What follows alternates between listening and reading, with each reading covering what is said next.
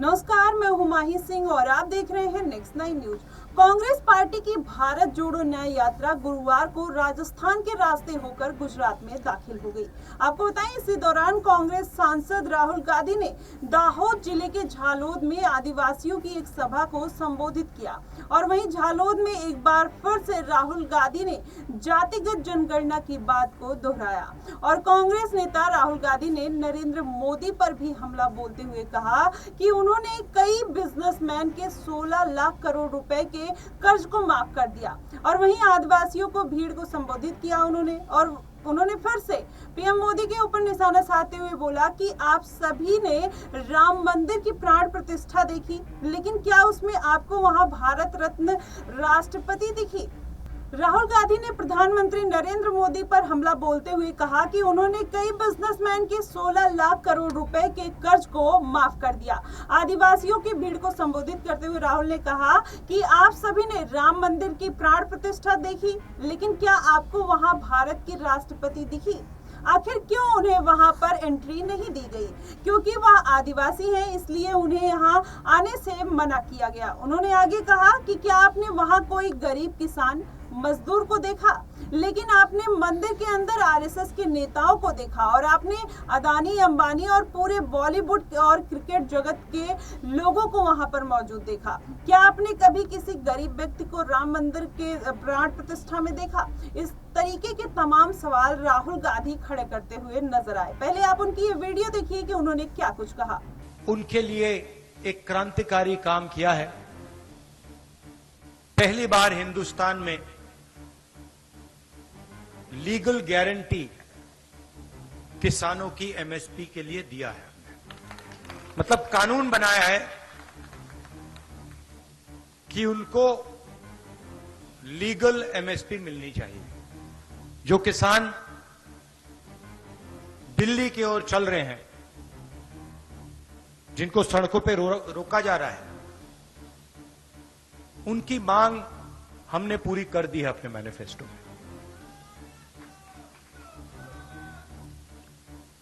जाति जनगणना की मैंने बहुत बात की है। थोड़ा सा आज कहना चाहता हूं। देश में 50% पिछड़े वर्ग के लोग, 8% आदिवासी भाई बहन, 15% दलित है और तकरीबन 15% माइनॉरिटीज है। सब मिलाकर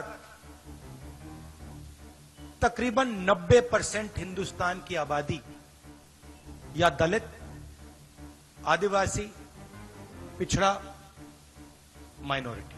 उसमें आप 5% और गरीब जनरल कास्ट के लोगों को मिला दीजिए। यह है हिंदुस्तान की आबादी। मगर अगर हम हिंदुस्तान की संस्थाओं को देखें, हिंदुस्तान के बजट को देखें, हिंदुस्तान के धन को देखें, तो इन लोगों की भागीदारी नहीं है, कहीं भी नहीं है। मैं आपसे पूछता हूं, आदिवासी वर्ग हैं आप,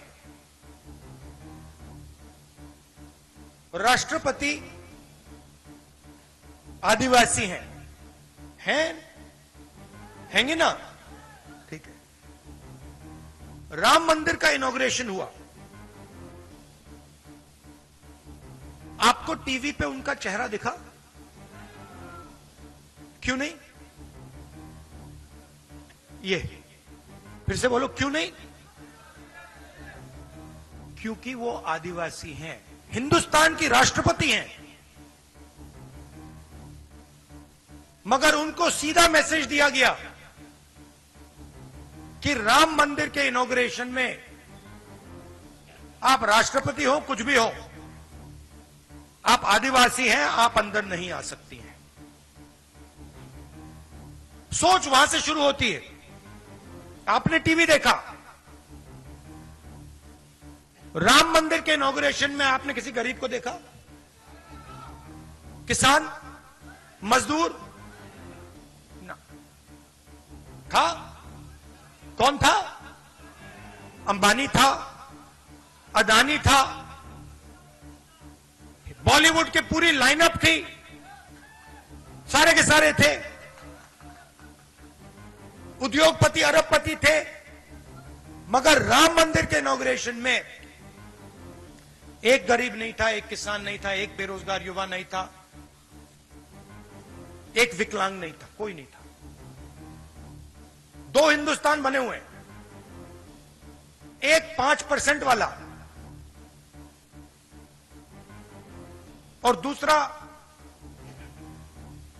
बाकी लोगों को। और किसी भी एरिया में आप देखो, कहीं भी देखो। तो देखा आपने, वहीं राहुल गांधी ने कहा कि भारत में 50% पिछड़े वर्ग, 8% आदिवासी और 15% दलितों से बना हुआ भारत देश है। लेकिन आप जब इंडस्ट्री में टॉप लेवल या कंपनी में जाएंगे या अस्पताल, मीडिया हाउस में जाएंगे तो वहां मालिकों की जो लिस्ट देखेंगे आप, वो इन समुदायों में से कोई नहीं मिलेगा। वहां पर सब जनरल कास्ट के लोग दिखते हैं और यहाँ तक कि सरकारी कार्यालयों में भी आपको इन समुदाय से केवल 2 या 3 व्यक्ति मिलेंगे। उन्होंने आगे कहा कि आखिर प्रतिनिधित्व कहाँ है आप लोगों का, इसलिए ही जाति जनगणना की जरूरत है। लेकिन जैसे ही मैंने कहा कि जातिगत जनगणना होनी चाहिए ताकि भारतीयों को पता चले कि देश के पैसे किस तरीके से और कौन लोग नियंत्रित कर रहे हैं, तो मोदी जी ने कहा कि भारत में कोई जाति नहीं है, तो फिर वो खुद को ओबीसी क्यों कहते हुए नजर आते हैं। राहुल गांधी एक बार फिर से प्रधानमंत्री मोदी पर हमला करते हुए नजर आ रहे हैं। ऐसे में आने वाले समय में क्या राहुल गांधी की मुश्किलें फिर से बढ़ सकती हैं,